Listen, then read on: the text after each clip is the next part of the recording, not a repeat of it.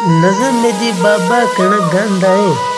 आओ बाबे और जबान सुनिए कि किवें कणक गांदे सी।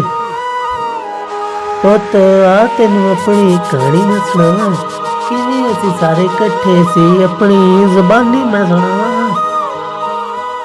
पुत पहला कणकां विच बड़े ही कमाल सन, तां ही ते सारे लोग एक दूजे नाल सन।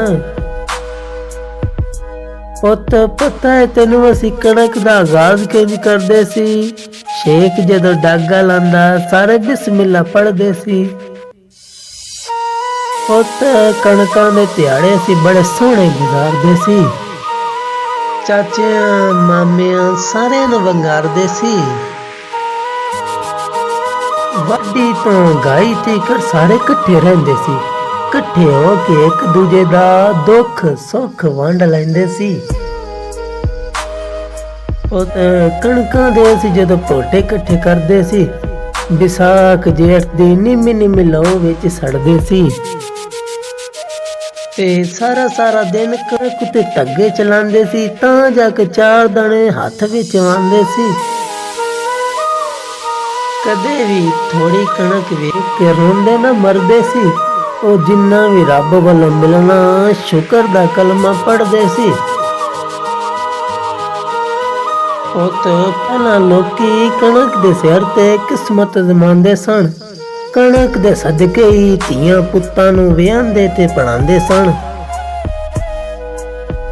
पहले असीं कमी कारियां नूं भी राजी करदे सी, तां बाद विच वधे दाणे घर लैके वड़दे सी।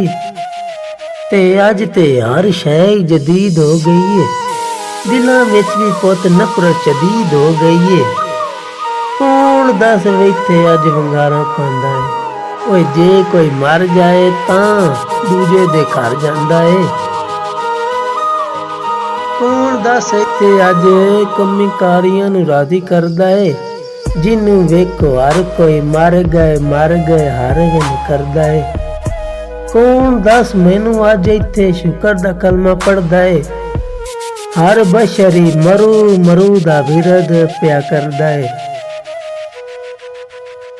पुत अगे पता नहीं होर केड़ा दौर आना है।